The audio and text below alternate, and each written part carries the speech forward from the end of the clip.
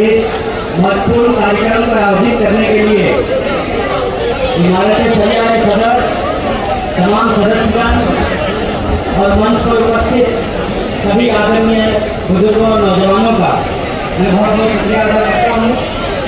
और मुझे मालूम है कि आप बहुत देर से बिहार के अलग अलग कोनों से, उड़ीसा, बंगाल के अलग अलग कोनों से यहाँ आए हैं, तो मैं आपका ज़्यादा वक्त नहीं लूँगा। मुझे 3 मिनट बोलने के लिए कहा गया। मुझे सिर्फ 3 बात कहनी है आपसे। पहली बात तो ये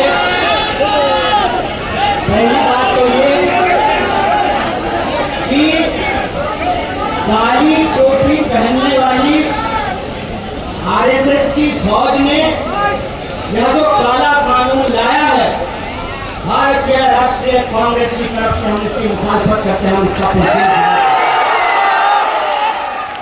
और दूसरी बात,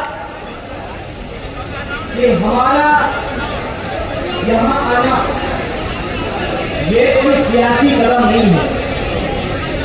हम सिर्फ और सिर्फ उस वादे को निभाने के लिए यहाँ आए हैं जो वादा इस देश में गांधी ने मौलाना अबुल कलाम आजाद को किया था। हम उस वादे को निभाने के लिए आए हैं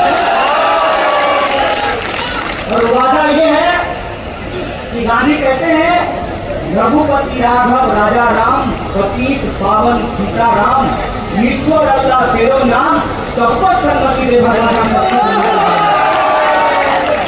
और हम आपसे माफी मांगते हैं कि इस देश में सेकुलरिज्म को बचा के रखने की जिम्मेवारी हमारे कंधों पर थी। गांधी के देश में वोट से गद्दी पर बैठा है, इसके हम आपसे माफी मांगते हैं, लेकिन आपसे वादा करते हैं कि अगर इस मुल्क में एक बार फिर से राम प्रसाद बिस्मिल और अशफाक उल्लाह खान की दोस्ती कायम होगी तो हम इनको जरूर हराएंगे। और इसी अजीमाबाद की धरती पर बिस्मिल अजीमाबादी ने कहा था, सरफरोशी की तमन्ना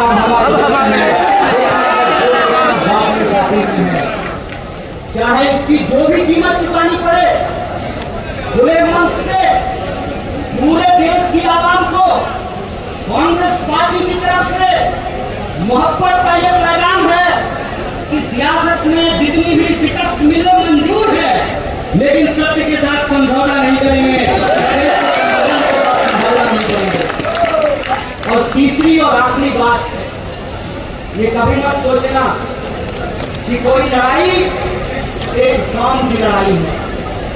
ये कभी मत सोचना कि इंसाफ की लड़ाई एक धर्म को मानने वालों की लड़ाई है।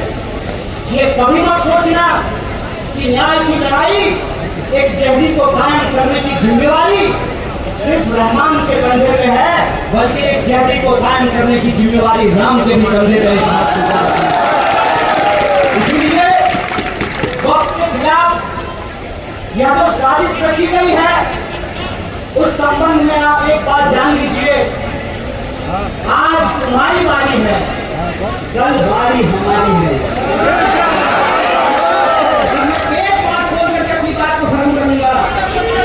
मैं आपको याद दिलाना चाहता हूँ, जब 370 हटाया जा रहा था, तब हमारे व्हाट्सएप पे मैसेज आना था, शाबाश मोदी जी, अब तो हम डल लेक के सामने जमीन खरीदेंगे।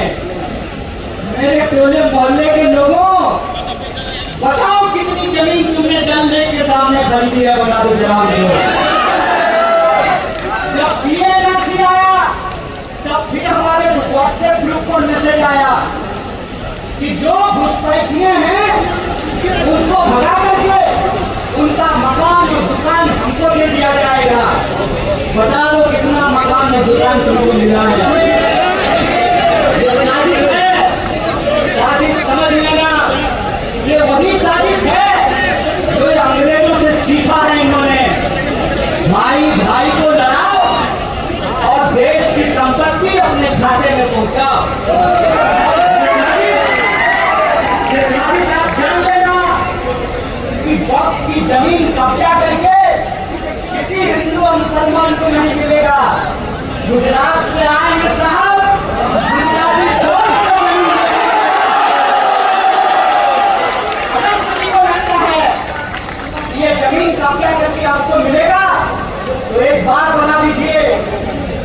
देश के आदिवासी अपने जल जंगल जमीन के लिए लड़ रहे हैं, तब देश की महामहिम आदिवासी हुए।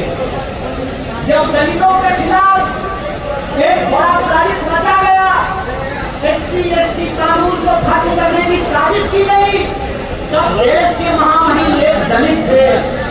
और आज जब यह कहा जा रहा है कि वक्त को खत्म करना जरूरी है क्योंकि गरीब मुसलमानों को जमीन मिलेगी, तो याद रखना ये वो सियासत